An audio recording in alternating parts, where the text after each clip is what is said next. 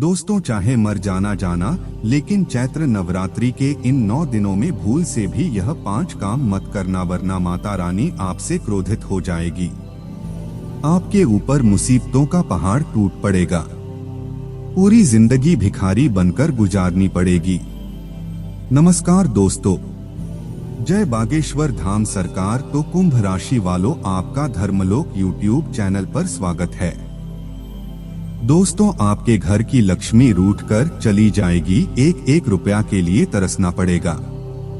दोस्तों, ऐसे में हो जाइए सावधान, क्योंकि यह नवरात्रि के 9 दिनों में माता रानी का खास महासंयोग बन रहा है। और आप सभी जानते हैं कि इन 9 दिनों में माता रानी अपने भक्तों पर खूब कृपा बरसाती है। माता रानी अपने भक्तों की किस्मत संवार देती है। अगर भक्त सच्चे मन से पूजा अर्चना करे और माता रानी की सेवा करे तो माता रानी अपने भक्तों को हर प्रकार का सुख देती है। उसके घर में हमेशा माता रानी वास करती है।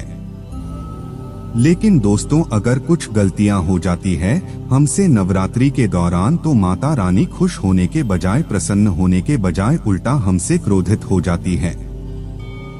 देखिए दोस्तों, इस नवरात्रि के त्योहार में हम लोग माता रानी को प्रसन्न करने के लिए कई सारे उपाय करते हैं।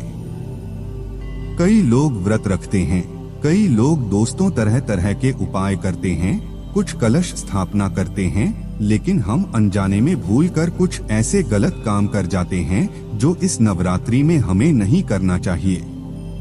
हमें पता भी नहीं होता और हम कुछ गलत काम कर जाते हैं, जिससे माता रानी हमसे बहुत ज्यादा रूठ जाती है और माता रानी हमसे क्रोधित हो जाती है। फिर माता रानी दोस्तों प्रसन्न होने की बजाय हमारे ऊपर मुसीबतें ही मुसीबतें बढ़ जाती हैं। ऐसे में हम लोगों को यह ध्यान रखना चाहिए कि अनजाने में भी हमसे कुछ गलत काम ना हो जाए। तो आखिर वह कौन से 5 काम है जो आपको इस नवरात्रि के दौरान नहीं करने हैं? इस वीडियो में मैं आपको सारी जानकारी बताने वाला हूं कि आखिर आपको इस नवरात्रि में क्या करना चाहिए और क्या नहीं करना चाहिए। ये वीडियो बहुत ही खास होने वाली है दोस्तों आप लोगों के लिए, क्योंकि यह नवरात्रि के 9 दिन दोस्तों माता रानी आपके ऊपर खूब कृपा लुटाने वाली है। दोस्तों, माता रानी भिखारी को भी राजा बना देती है। इन नवरात्रि के 9 दिनों में अगर भक्त अच्छे से माता रानी की पूजा अर्चना करे तो माता रानी उसको हर प्रकार का सुख देती है। यह तो आप सभी जानते हैं, इसलिए मैं आपको बताऊंगा कि आखिर आपको इस नवरात्रि के त्योहार में क्या करना चाहिए और क्या नहीं करना चाहिए, जिससे माता रानी आपके ऊपर कोई भी दुख ना दे, बल्कि केवल और केवल माता रानी आपके ऊपर प्रसन्न हो और माता रानी आपके घर धन दौलत से भर दे। तो आइए दोस्तों, वीडियो बहुत ही खास है, इसलिए पूरा का पूरा देखना और वीडियो को सबसे पहले लाइक जरूर कर दे। देखिए दोस्तों, आप में से बहुत से ऐसे लोग हैं जो वीडियो को आधा अधूरा देखते हैं और फिर दोस्तों उनको कुछ अच्छे से समझ नहीं आता है और फिर चीजों का उल्टा प्रभाव पड़ता है और फिर वह लोग हमें वापस आते हैं और कहते हैं कि कुछ गलत हो गया है। तो आपसे दोस्तों छोटी सी विनती है कि वीडियो को पूरा का पूरा देखें, क्योंकि यह नवरात्रि का त्योहार दोस्तों बहुत ही महत्वपूर्ण है, इसलिए वीडियो को पूरा का पूरा देखना भी बहुत ज्यादा जरूरी है। इसलिए अभी वीडियो को पूरा का पूरा देखना। यह 10-15 मिनट की वीडियो आपकी पूरी नवरात्रि को दोस्तों खुशहाली से भरेगी और आपकी जिंदगी को बर्बाद होने से भी बचाएगी। तो वीडियो को अभी के अभी लाइक कर दें। दोस्तों, मैं आप लोगों के लिए इतनी मेहनत करता हूं और रोजाना इतनी जरूरी जानकारी लेकर आता हूं और आप फिर भी वीडियो को लाइक नहीं करते। मुझे बहुत दुख होता है, लेकिन आज के इस वीडियो बनाने में बहुत मेहनत लगी है, तो कम से कम आप वीडियो को लाइक जरूर करें और नीचे कमेंट बॉक्स में दोस्तों जो भी भक्त जय माता दी लिखेगा, माता रानी उसे नवरात्रि के 9 दिनों में 9 बड़ी खुशखबरी देगी। तो अभी जाएं और लिख दें जय माता दी। दोस्तों, माता रानी 9 दिनों में आपको अलग अलग 9 बड़ी बड़ी खुशखबरी देगी।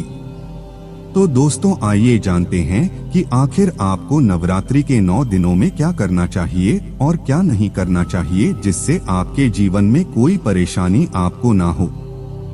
देखिए दोस्तों, नवरात्रि का यह जो त्योहार है साल में 2 बार आता है। एक बार आता है चैत्र नवरात्रि और दूसरा आता है दोस्तों दीपावली के ठीक कुछ दिन पहले। लेकिन यह जो चैत्र नवरात्रि है, यह सबसे बड़ी नवरात्रि है। इस दौरान भक्तगण माता रानी को प्रसन्न कर दें तो माता रानी उसकी हर मनोकामना बहुत जल्द पूरी करती है। आपको इन दिनों में भूलकर भी यह काम नहीं करने हैं। इस बात का हमेशा ध्यान रखना। दोस्तों, इन 9 दिनों में माता दुर्गा के 9 स्वरूपों की पूजा की जाती है। यह तो आप जानते ही हैं, साथ ही कई नियमों का पालन भी किया जाता है। कई लोग दोस्तों चप्पल का त्याग कर देते हैं।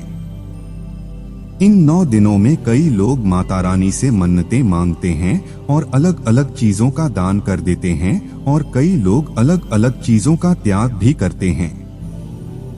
9 दिनों तक जैसे कुछ लोग चप्पल जूते नहीं पहनते हैं, कुछ लोग प्याज लहसुन नहीं खाते हैं, कुछ लोग 9 दिनों तक उपवास रखते हैं, कुछ लोग नंगे पांव चलते हैं।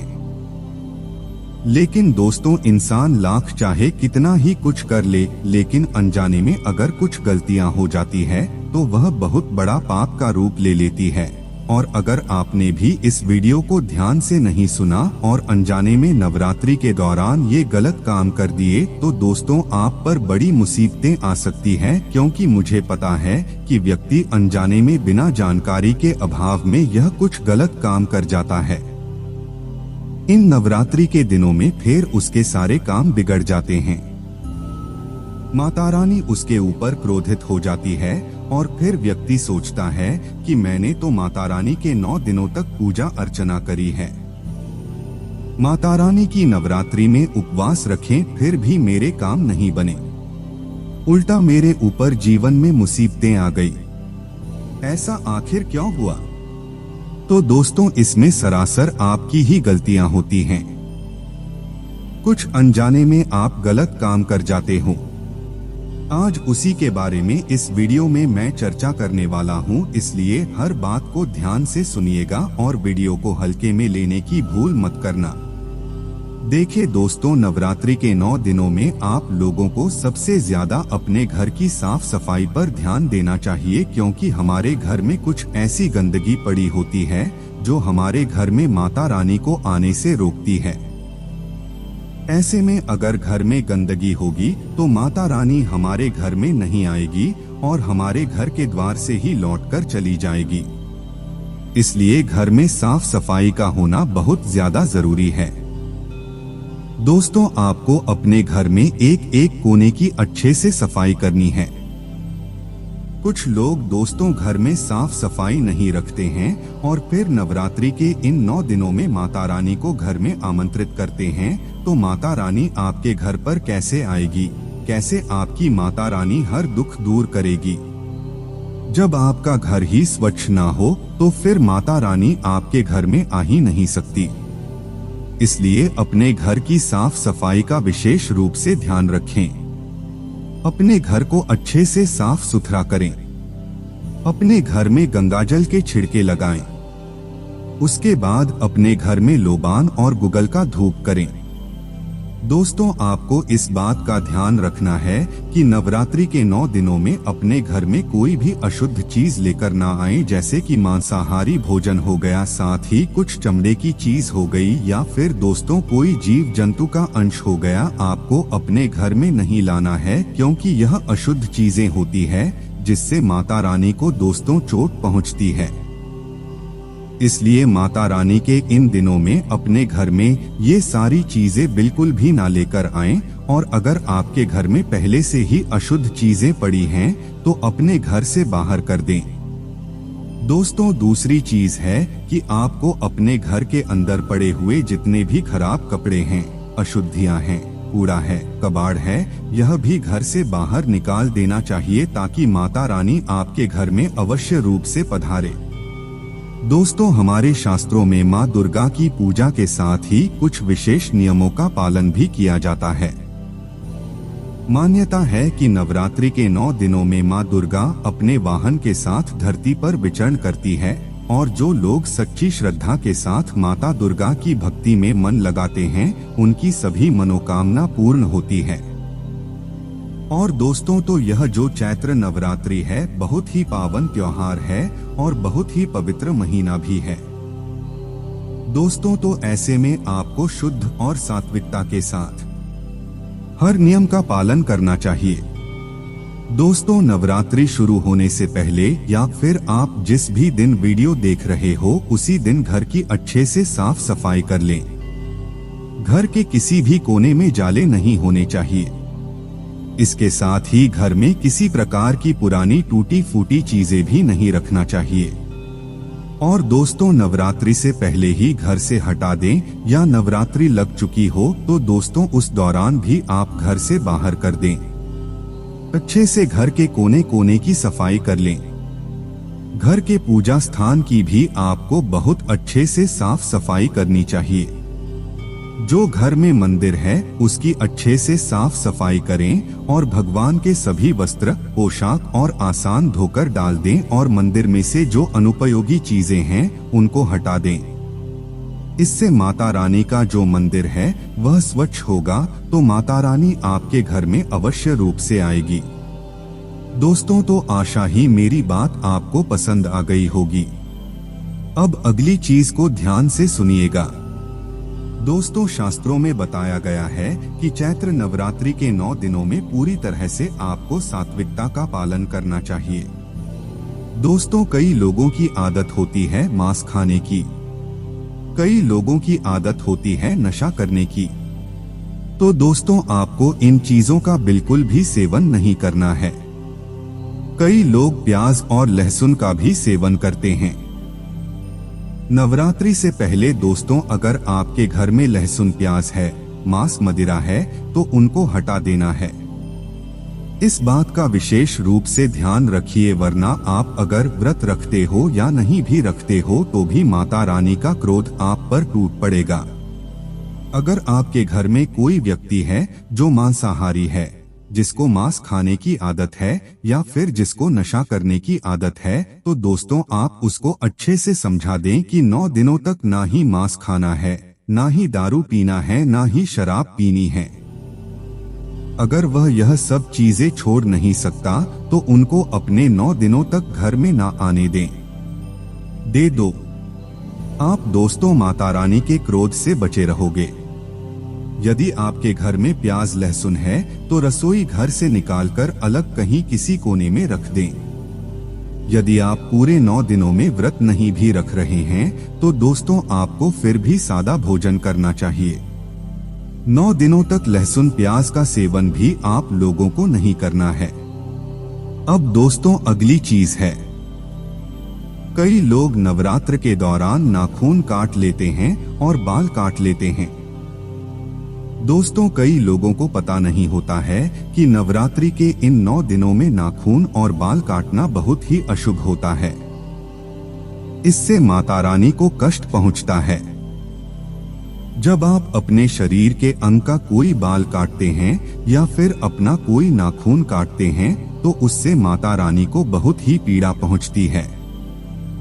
ऐसे में अगर आपको बाल कटवाने हैं तो या तो नवरात्रि के बाद कटवाएं या फिर पहले कटवा लें। दोस्तों अगर आप नवरात्रि के दौरान नाखून काट रहे हो, बाल काट रहे हो तो समझ लेना आपने माता रानी को कष्ट पहुंचाया। उसके बाद माता रानी का जो क्रोध आपको सहना पड़ेगा दोस्तों उससे आप वाकिफ भी नहीं होंगे। कई बड़ी बड़ी मुसीबतें आपके ऊपर आ सकती हैं। जो लोग दोस्तों नवरात्रि में नाखून काटते हैं और बाल काटते हैं उनके जीवन में दोस्तों उनको कई कठिनाइयों का सामना करना पड़ता है। उनको दर दर की ठोकरें खानी पड़ती हैं, उनके ऊपर बहुत सारा कर्ज हो जाता है, उनका वंश आगे नहीं बढ़ पाता है। इसलिए नाखून और बाल नवरात्रि के दौरान बिल्कुल भी नहीं काटे। इन 9 दिनों में दाढ़ी भी नहीं बनानी है, ना ही शरीर के किसी भी अंग का बाल काटना है। नवरात्रि में ये 5 काम करना बहुत ही शुभ है और दोस्तों बहुत ही अशुभ प्रभाव आपको मिलते हैं और माँ दुर्गा आपसे नाराज हो जाएगी। इसलिए इन 9 दिनों तक दोस्तों बिल्कुल भी आपको नाखून और बाल नहीं कटवाने हैं। तो आशा है दोस्तों अच्छे से आपको समझ आ गया होगा। अब अगली चीज दोस्तों बहुत ही महत्वपूर्ण है, क्योंकि कई लोग दोस्तों इन चीजों को करते ही करते हैं। देखिए, नवरात्रि के इन 9 दिनों में चमड़े की कोई भी वस्तु नहीं खरीदनी चाहिए। कई लोग दोस्तों पर्स खरीद लेते हैं, कई लोग बेल्ट खरीद लेते हैं, तो दोस्तों कई लोग इन चीजों को पहनते भी हैं। आपसे हाथ जोड़कर विनती करता हूं कि नवरात्र के इन 9 दिनों में ना ही चमड़े या फिर लेदर की कोई वस्तु आपको खरीदनी है और ना ही पहननी है। इसके पीछे का कारण यह है कि चमड़ा और लेदर दोस्तों आपको पता ही है कि जानवरों की खाल से बनता है, इसलिए ऐसी चीजों का प्रयोग नवरात्रि में वर्जित माना गया है। बेहतर होगा कि आप नवरात्रि के 9 दिनों में चमड़े की वस्तु का प्रयोग न करें और न ही घर में खरीद कर लाएं, वरना दोस्तों अगर आप ऐसा करते हो तो इससे माता रानी आपसे बहुत क्रोधित हो जाएगी और आपको दोस्तों बहुत ज्यादा समस्याओं का सामना करना पड़ सकता है। जो व्यक्ति चमड़े की वस्तु का नवरात्रि में प्रयोग करता है उसको मानसिक बीमारियों से जूझना पड़ता है। उसकी बुद्धि धीरे धीरे कम हो जाती है और धीरे धीरे दोस्तों वह पागलों जैसा हो जाता है और माता रानी उसके और उसके साथ साथ उसके परिवार को भी कष्ट देती है। इसलिए आपको ध्यान रखना है कि नवरात्रि के 9 दिनों में लेदर की चमड़े की चीजों का प्रयोग नहीं करना है। आशा है मेरी बात आपको अच्छे से समझ आ गई होगी। दोस्तों आपको बता दूं कि यह जो नवरात्रि है 9 अप्रैल से शुरू होकर 17 अप्रैल को रामनवमी पर यानी कि राम नवमी पर समाप्त हो जाएगी। और दोस्तों यह जो चैत्र नवरात्रि है अखंड रहेगी। अंग्रेजी तारीख और तिथियों का ठीक तालमेल होने से एक भी तिथि दोस्तों कम नहीं हो रही है। इस तरह चैत्र नवरात्रि में पूरे 9 दिनों का शक्ति पर्व मनाया जा रहा है। दोस्तों इसके साथ ही इस साल चैत्र नवरात्रि के 9 दिन बेहद अद्भुत योग का संयोग भी बन रहा है। दोस्तों आपने बिल्कुल सत्य सुना, इन 9 दिनों में 9 अलग अलग संयोग बनेंगे जिससे भक्तों को माता रानी का विशेष आशीर्वाद भी प्राप्त होगा। बिल्कुल ध्यान से सुनिएगा। पहले दिन यानी कि 9 अप्रैल को माता शैलपुत्री की पूजा होगी। 10 अप्रैल यानी कि दूसरे दिन मां ब्रह्मचारिणी की पूजा होगी। तीसरे दिन मां चंद्रघंटा की पूजा होगी। चौथे दिन मां कुष्मांडा की पूजा होगी। 5वें दिन मां स्कंद माता की पूजा होगी। छठे दिन मां कात्यायनी की पूजा होगी। 7वें दिन मां कालरात्रि की पूजा होगी। 8वें दिन मां महागौरी की पूजा होगी और 9वें और अंतिम दिन मां सिद्धिदात्री की पूजा होगी। और दोस्तों इन 9 दिनों में अलग अलग संयोग बन रहे हैं। पहले दिन दोस्तों लक्ष्मी नारायण योग बनेगा, अमृत सिद्धि योग बनेगा और सर्वार्थ सिद्धि योग बनेगा। दूसरे दिन भी सर्वार्थ सिद्धि योग रहेगा। तीसरे दिन रवि योग के साथ साथ आयुष्मान योग। चौथे दिन के दोस्तों सौभाग्य योग बनेगा। 5वें दिन शोभन योग बनेगा। छठे दिन त्रिपुष्कर योग बनेगा। 7वें दिन सर्वार्थ सिद्धि योग बनेगा। 8वें दिन सर्वार्थ सिद्धि योग के साथ रवि योग बनेगा और 9वें दिन रवि योग पूरे दिन रहेगा। दोस्तों तो आप सोच सकते हैं कितनी अद्भुत यह चैत्र नवरात्रि है और अगर ऐसे में आप कुछ उपाय करते हैं तो आपको बहुत फायदा होगा। उपाय दोस्तों मैं अगले वीडियो में बता दूंगा, लेकिन इस वीडियो में मैं आपको क्या करना है और क्या नहीं उसके बारे में आपको जानकारी दे रहा हूं। इसलिए वीडियो को छोड़ने की भूल मत करना और उपाय अगर जानना है तो इस वीडियो को खत्म होने के बाद अगले दिन जब आप देखोगे तब तक मैं डाल दूंगा अपने YouTube चैनल पर, तो आप उस वीडियो को अवश्य देखिएगा। दोस्तों, आपको मैं बता दूं कि 9 अप्रैल से चैत्र नवरात्रि शुरू होगी और जो खरमास रहेगा। दोस्तों, अभी खरमास चल रहा है और खरमास 13 अप्रैल को खत्म हो जाएगा। इसलिए चैत्र नवरात्रि के शुरू के 5 दिनों पर खरमास का साया रहेगा, जिसके चलते चैत्र नवरात्र के शुरू के 5 दिनों तक कोई मांगलिक कार्य नहीं किए जाएंगे, लेकिन छठे दिन से शुभ कार्य आप कर सकते हैं। हवन, पूजा, विवाह, सगाई आप कर सकते हैं। आप नया वाहन भी खरीद सकते हैं, लेकिन शुरू के 5 दिनों में आप नहीं करें। बस इतना ध्यान रख लीजिए। दोस्तों, अब जो मैं बता रहा हूँ उस बात का बहुत ध्यान रखना है। आप सभी जानते हैं कि नवरात्रि का त्योहार खास करके माता रानी को समर्पित होता है। ऐसे में आपको 9 दिनों तक बहुत ज्यादा ध्यान रखने की चीज है कि आप अपने घर की स्त्रियों का भूलकर भी अपमान न करें। साथ ही आप बाहर की स्त्रियों का भी बिल्कुल अपमान न करें। देखिए, कई बार होता है कि हम घर में या फिर बाहर कहीं पर भी कुछ काम हो या फिर दोस्तों कुछ बात ऐसे निकल जाती है जिससे कुछ पुरुष लोग स्त्रियों का अपमान कर देते हैं, स्त्रियों को डांट फटकार देते हैं। लेकिन अगर आप इन 9 दिनों में किसी भी स्त्री को डांटते हैं या फिर उनका अपमान करते हैं तो माता रानी आपके ऊपर बहुत गंभीर रूप से क्रोधित हो सकती हैं। इसलिए आपको इन 9 दिनों तक ध्यान रखना है कि आप अपने घर की स्त्री हो या फिर कोई पराई स्त्री, किसी का भी अपमान नहीं करना है। आपको इस बात का खास विशेष रूप से ध्यान रखना है कि नवरात्र के 9 दिनों में आप अपने घर की महिलाओं का सम्मान करें और अपने घर की महिलाओं का दिल न दुखाएं। चाहे आपकी पत्नी हो, आपकी माँ हो, आपकी दादी माँ हो, आपकी बहन हो या फिर आपकी बच्ची भी क्यों न हो, आपको कोशिश करनी चाहिए कि आप अपने घर की स्त्री को इन 9 दिनों में खूब खुश और खूब प्रसन्न रखें। अगर आप अपने घर की स्त्री को इन 9 दिनों में खुश रखते हैं तो आप यूं समझ लीजिए कि आप माता रानी को प्रसन्न कर रहे हैं। अगर आप इन 9 दिनों के अंदर अपने घर की किसी भी स्त्री को खुश कर देते हैं तो समझ लेना आपने माता रानी को खुश कर दिया और माता रानी आपके ऊपर खूब प्रसन्न हो जाएगी।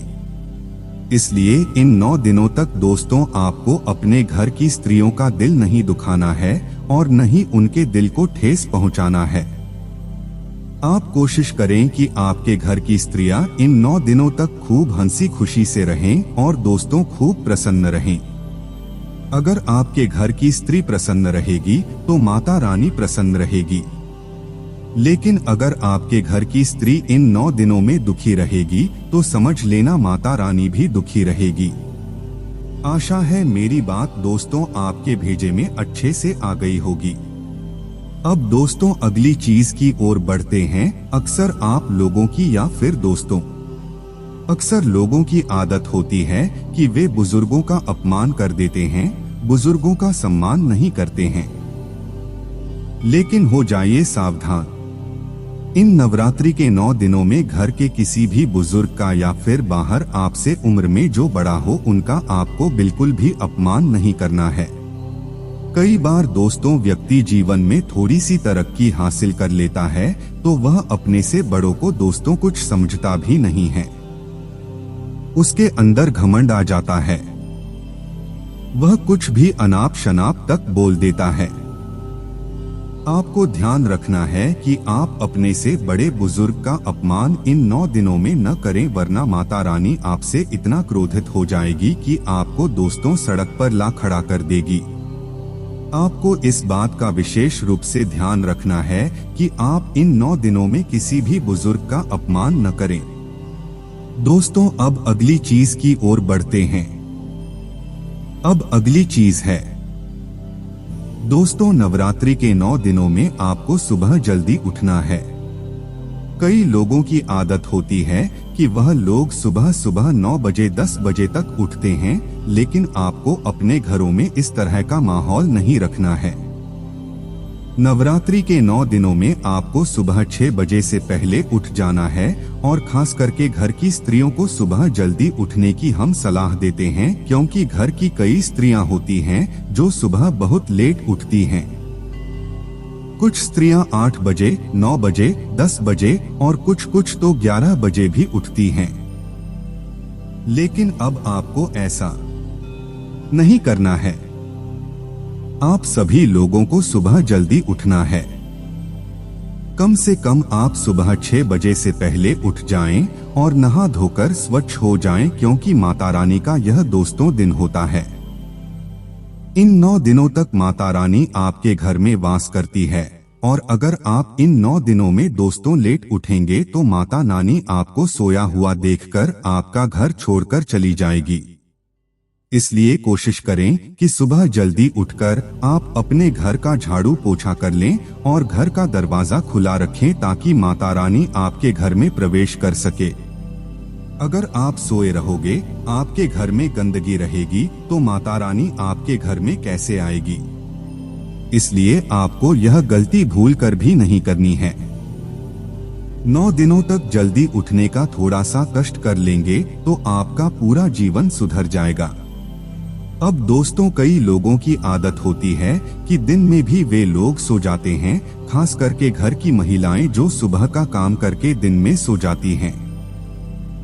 लेकिन आपको इन 9 दिनों में विशेष रूप से ध्यान रखना है कि घर की महिलाएं हो या फिर पुरुष, दिन में आपको नहीं सोना है, क्योंकि यह दोस्तों बहुत ही शुभ दिन है और माता रानी के दिन हैं। अगर आप दिन में भी सो गए, दिन में भी आप दोस्तों आराम करोगे तो माता रानी आपका घर छोड़कर चली जाएगी, क्योंकि माता रानी दोस्तों धरती पर विचरण करती है। माता रानी किसी भी समय आपके घर में आ सकती है, और अगर ऐसे में आप दोस्तों सोए हुए रहोगे तो माता रानी को यही लगेगा कि आप उन्हें अपने घर पर आमंत्रित नहीं कर रहे हो। तो दोस्तों, कम से कम 9 दिनों तक अपने घर में दिन में न सोएं। और अगली चीज दोस्तों, कई लोगों की आदत होती है कि वे लोग ज्यादा मेहनत नहीं करते हैं। लेकिन दोस्तों, अगर आप इन 9 दिनों में खूब मेहनत करोगे, पसीना बहाकर जीवन में आगे बढ़ने के लिए कोशिश करोगे, तो आपका साथ खुद माता रानी देगी। जब माता रानी आपको देखेगी और आप उस समय मेहनत कर रहे होंगे तो माता रानी दोस्तों आपका जीवन सलाह देगी। लेकिन अगर आप दोस्तों मेहनत नहीं करोगे, आलस्य करोगे और माता रानी की नजर आप पर पड़ गई कि आप आलस्य कर रहे हो, आप मेहनत नहीं कर रहे हो, तो फिर माता रानी दोस्तों आपको बिल्कुल भी सहायता नहीं करेगी। आप जहां हो वहीं के वहीं रह जाओगे। इसलिए 9 दिनों तक खूब मेहनत करें। कहा जाता है कि अगर इन 9 दिनों में कोई व्यक्ति अच्छे से अपने काम पर मन लगाकर दोस्तों मेहनत करता है तो उस व्यक्ति को बहुत जल्द सफलता मिल जाती है। बहुत जल्द दोस्तों उसकी जिंदगी बढ़ जाती है, उसके काम में उसको तरक्की मिलती है। तो इन 9 दिनों में आपको खूब मेहनत करनी है।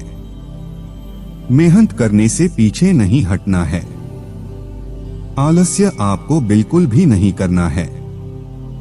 कई लोग दोस्तों छोटा सा काम करने में भी आलस्य करते हैं, लेकिन इन 9 दिनों में आपको बिल्कुल भी आलस्य नहीं करना है। अब दोस्तों, अगली चीज है, कई लोग दोस्तों सट्टा खेलते हैं, कई लोग दोस्तों जुआ खेलते हैं, और अभी समय चल रहा है IPL मैच का।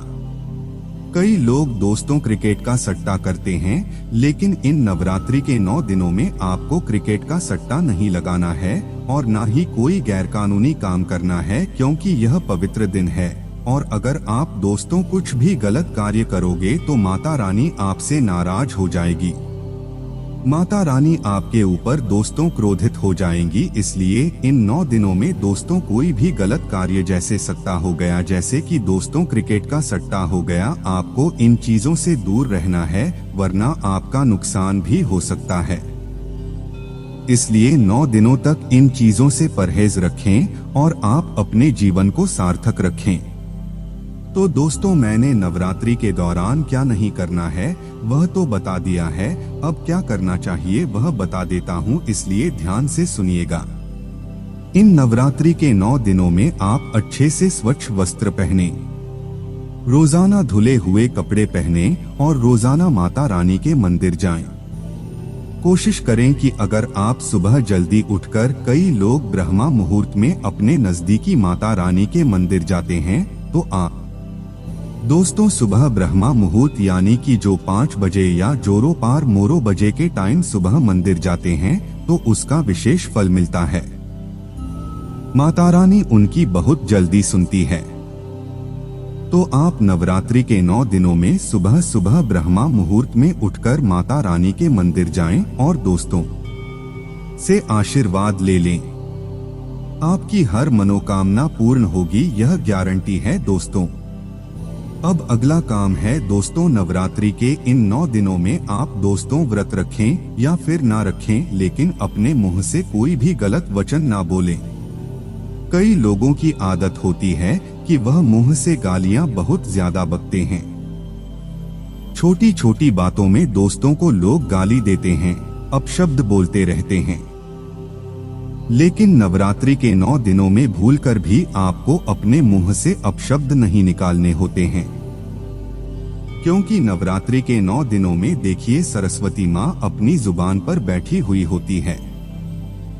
माता रानी दोस्तों जुबान पर होती है, इसलिए अपनी जुबान से कोई भी गलत शब्द ना निकालें और कोशिश करें कि 9 दिनों में अपने मुंह से सब अच्छे शब्द निकालें। आप अपने मुंह से अच्छे अच्छे शब्द अगर निकालोगे तो दोस्तों वह चीजें हो जाएगी। अगर आप कहोगे कि मेरा घर बन जाएगा, मेरा घर बन जाएगा, तो दोस्तों आप देखेंगे कि नवरात्रि के 9 दिनों में माता रानी की ऐसी कृपा होगी कि आपका सच में घर बन जाएगा। अगर आप कहोगे कि मैं गाड़ी लूंगा, मैं गाड़ी लूंगा, तो आप बहुत जल्द गाड़ी ले लोगे। आप दोस्तों जो भी मुंह से शब्द निकालोगे वह चीज हो जाएगा। इसीलिए कुछ अच्छा बोलें, गलत मत बोलिए। अगर गलत बोलोगे तो दोस्तों गलत हो जाएगा। कई लोगों की आदत होती है कि वे अक्सर दोस्तों गलत बोलते हैं। कई लोगों के पास पैसा होता है तो भी वे बोलते हैं कि मेरे पास तो पैसा नहीं है, मेरे पास तो जहर खाने के भी पैसे नहीं हैं। तो दोस्तों अगर आप ऐसा कहोगे तो सच में आपके पास फिर पैसा नहीं बचेगा, इसलिए मुंह से कोई भी गलत शब्द ना निकालें। आप कोशिश करें कि आपके मुंह से सारे शब्द अच्छे हों, पॉजिटिव हो, सकारात्मक हो। तो आशा है आपको मेरी बात समझ आ गई होगी। आज के वीडियो में बस इतना ही।